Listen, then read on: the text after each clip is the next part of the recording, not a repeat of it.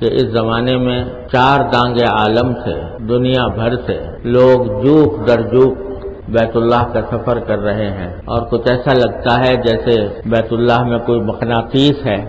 جو چاروں طرف سے انسانوں کو کھینچ رہا ہے۔ جن لوگوں نے وہ منظر دیکھا ہے ان کو اس بات کا احساس ہوگا کہ حضرت ابراہیم خلیل اللہ علیہ السلام نے جو پکار لگائی تھی آج سے 5-6 ہزار سال پہلے اللہ تعالیٰ کے حکم سے، اللہ تعالیٰ نے حکم دیا تھا کہ اذن فی الناس بالحج، کہ لوگوں میں اعلان کرو حج کا، اور اس کے نتیجے میں کیا ہوگا کہ یاتوک رجالا وعلی کل ضامر یاتین من کل فج عمیق، کہ لوگ پیدل چل چل کر آئیں گے اور دبلے ہوئے اونٹوں سے پر چڑھ کر آئیں گے اور دور دراز سے آئیں گے۔ تو ہر سال اس کا نظارہ اللہ تبارک و تعالیٰ دکھاتے ہیں، اور حضرت ابراہیم خلیل اللہ علیہ السلام نے دعا فرمائی تھی کہ فجعل افئدۃ من الناس تہوی الیہم، کہ آپ لوگوں کے دلوں کو ایسا بنا دیجئے کہ کھچ کھچ کر اس کی طرف آئے۔ تو اس کا نظارہ بھی ہزارہ سال سے دنیا دیکھ رہی ہے کہ دنیا کی کوئی جگہ ایسی نہیں ہے جہاں لوگ اتنی کشش کے ساتھ، اتنی محبت کے ساتھ، اتنی عقیدت کے ساتھ، اتنی قربانیاں دے کر، دھکے مکے کھا کر وہاں پہنچنے کی کوشش نہیں کرتے جتنی کہ بیت اللہ تک پہنچنے کی کوشش کرتے ہیں۔ چاروں طرف سے اطراف عالم سے لوگ ہیں کہ کھنچے ہوئے چلے جا رہے ہیں۔ حضرت ابراہیم خلیل اللہ علیہ السلام کی دعا کی قبولیت بھی اسی طرح ہو رہی ہے، اور جو اعلان کیا گیا تھا اس کا جواب بھی اس طرح دیا جا رہا ہے۔ سال بھر میں ایک مرتبہ اللہ تبارک و تعالیٰ یہ نظارہ ساری دنیا کو دکھاتے ہیں، اور سارے انسانوں کو، لاکھوں انسان میدان عرفات میں جمع ہو کر اللہ تبارک و تعالیٰ کو پکارتے ہیں، کھڑے ہو کر اللہ تعالیٰ کا ذکر کرتے ہیں، دعائیں کرتے ہیں، اللہ تعالیٰ کی رحمت کی بارشیں برستی ہیں،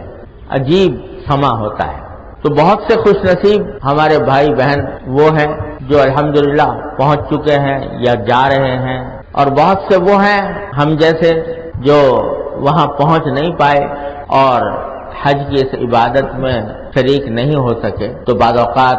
حسرت ہوتی ہے کہ اللہ کے نیک بندے اس عظیم سعادت سے بہرور ہو رہے ہیں اور ہم وہاں تک نہیں پہنچ سکے۔ تو میرے حضرت والا حضرت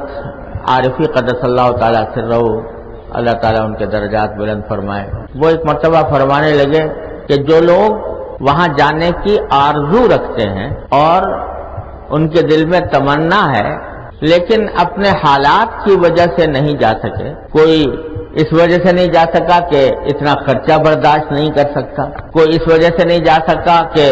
مختلف مصروفیات نے اس کے پاؤں میں زنجیریں ڈالی ہوئی ہیں، کوئی اس وجہ سے نہیں جا سکا کہ اس کے ذمے اور کچھ حقوق ہیں، فرائض ہیں جن کو وہ انجام دے رہا ہے۔ تو حضرت فرماتے تھے کہ کیا اللہ تبارک و تعالی اس بندے کو جو کسی اپنے ذاتی حالات کی وجہ سے یا مالی وسعت نہ ہونے کی بنا پر وہاں نہیں پہنچ سکا، کیا اس کو اس لیے محروم فرما دیں گے کہ بھئی اس کے پاس پیسے نہیں تھے، اور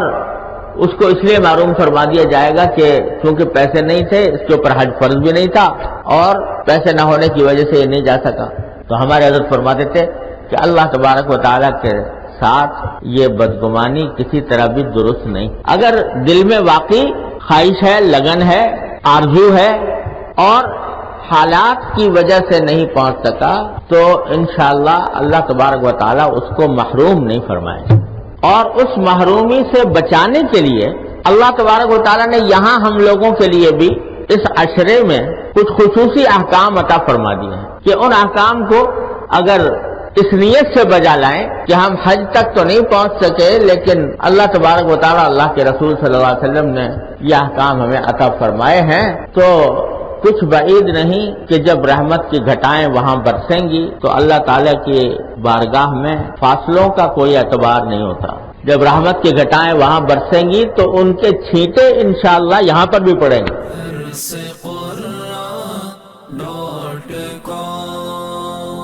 www.darsequran.com